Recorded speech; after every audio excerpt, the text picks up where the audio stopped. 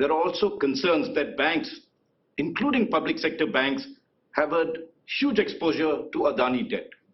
How do you respond to such concerns? Raj, this is a good question. People raise concerns without verifying the facts. And the fact is, 9 years ago, out of our total debt, 86% was lending from Indian banks. But now, the exposure of Indian banks in our total lending is reduced to only a level of 32%. Almost 50% of our borrowing is now through international bonds. You will appreciate that international investors are very astute and subscribe after proper due diligence and deep study. Gautam bhai, how would you respond to your critics who say that your rise and your meteoric rise was because of Prime Minister Narendra Modi? See, Prime Minister Modi and myself, both are coming from state of Gujarat. And that makes me the easy target of such baseless allegations. When I look back at my entrepreneurial journey, I can divide it into 4 phases. Many will be surprised to know that it all began during the tenure of Sri Rajiv Gandhi as a Prime Minister, when he first liberalized the Exim policy, and for the first time, several items were brought in the open general license list. That is what helped me to start my export house. But for Rajiv Gandhi, my journey as an entrepreneur would never have taken off. The second big push I got was in 1991, when the duo of Prime Minister Narsih Rao ji and the Finance Minister Dr. Manmohan Singh ji initiated sweeping economic reforms.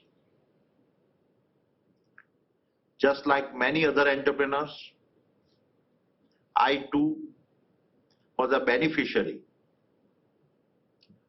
of those reforms.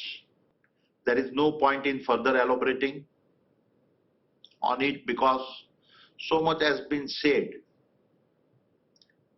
and written about it. The third turning point for me came in 1995 when Kesubhai Patel was sworn in as a Gujarat Chief Minister.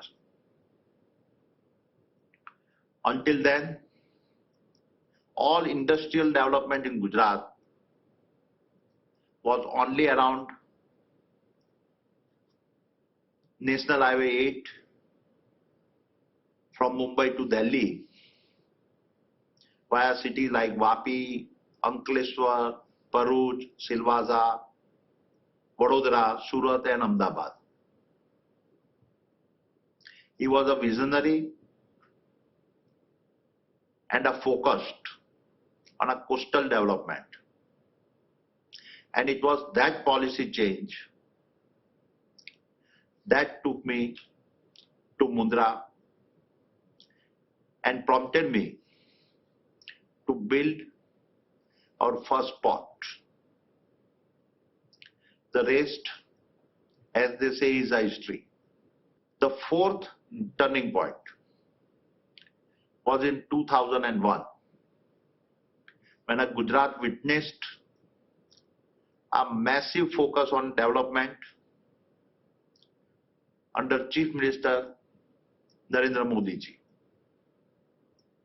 His policies